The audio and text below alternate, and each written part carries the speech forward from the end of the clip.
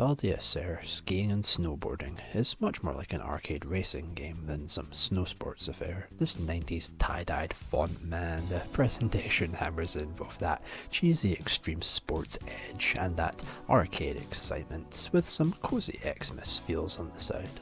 I really love its use of that Earthbound Winters flutes and that Mario 64 electronic reverb piano. This track is just so cozy, it's practically a Christmas song. I'm always getting it stuck in my head, and I'd boot this game up just to hear it. The menu with its swirling pastel floral marks and random little sunspots everywhere. It fucking rocks, man. This cool light psychedelic type aesthetic. And all the snowy looking landscapes are gorgeous too, the views of the mountains with their cool chilly winter wonderland.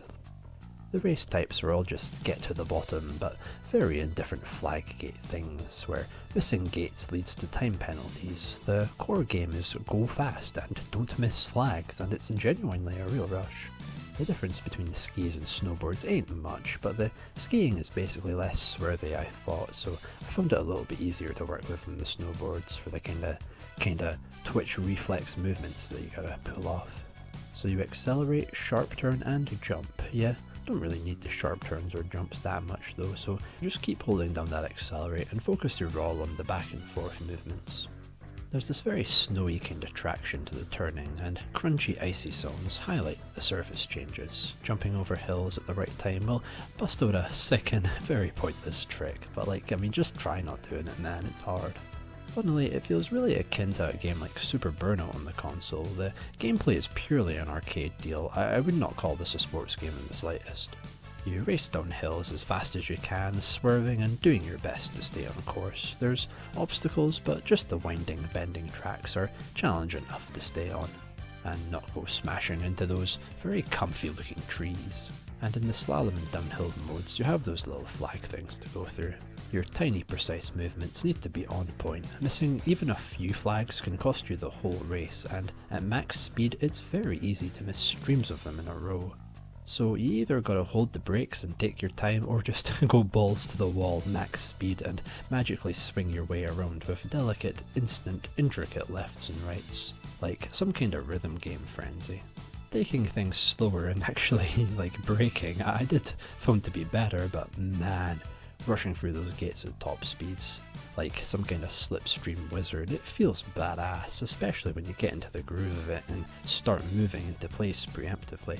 Sometimes a river or stony patch will pass you by, so jumping does help a little bit to keep up your speed here.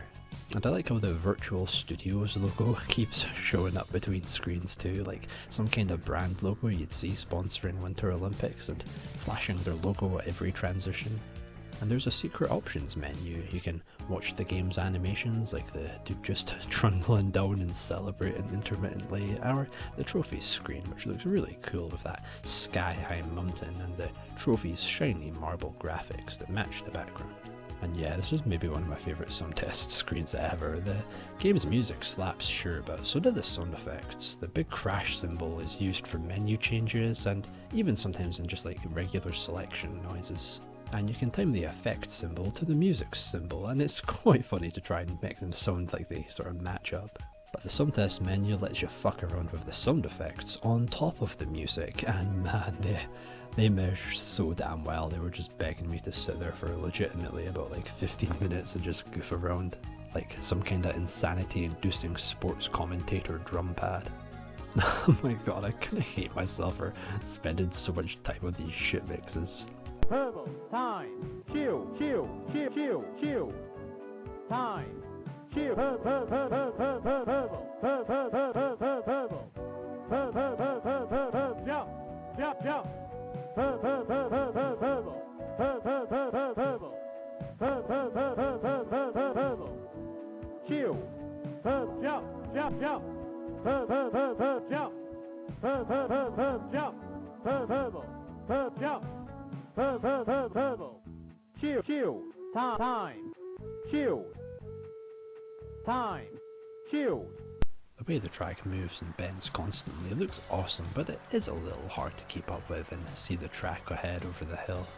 I feel making the game's perspective just a little more downward facing would have helped and made it more feel like I'm actually going downhill, as this just looks like flat ground with this view of the mountains, which, I mean, they look great, but the ever-present horizon and shape of the land, it makes for the sense of skiing on this huge flat ridge at the start of the valley.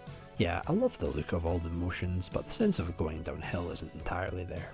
But hey, don't really matter. I like the race end locations, all the dudes on land speeders and the snowplow party and the chairlifts all over. I used to live somewhere I could see a ski range from my window, and on some nights there was this noticeable light that slowly moved around on the hill. And I'd always assumed it to be a snowplow up there doing some late night work. It was really relaxing to look up there and imagine that kind of snow-covered separate reality up there on those cold mountains. And just think of someone up there grinding away ambiently deep into the freezing nights, and how I can kind of get a little window into their world via that small light. But do you think the staff at Valdiasur played this game? Like, what if they had a Jaguar set up in a reception lounge at the ski resort or something? I mean, if you're a big expensive ski range and someone makes a video game about your ski range, I mean, like, yeah, why not buy the console and the game, have it set up as a showpiece for the guests? Ski ranges are already just such strange environments, serving only one very oddly specific purpose, yet still being like a small hotel or even a mall just out there atop a fucking mountain, so far removed and distant from everything else. I don't know what you'd call it, but it's certainly in a similar realm to liminal space type stuff. Now, imagine being in a place like that and playing some fucking Jag, bro. I don't think hallucinogenics could give you a crazier shit.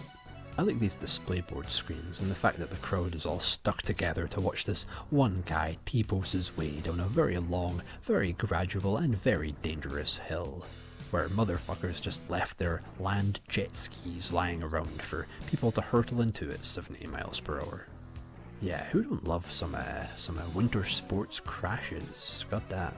I'm just into the kinda small weird details in these winter sports games. They're another specific genre I just like to soak up, their Christmassy kind of warm nostalgic feel, watching low poly wooden lodges and random little towns alongside the mountainsides fly past. This game doesn't have those kind of cozy looking buildings, but the same appeal is definitely here. This game is great in its sheer simplicity. It's real basic, but the gameplay is a rush and the wintry atmosphere is really nice. It's a cool mix of arcade and snowboarding, and it's a top Jaguar game for me. You can bet your ass I'ma be playing Valdiasur peeing on floorboarding this Christmas. And maybe it'll be a new December gaming tradition.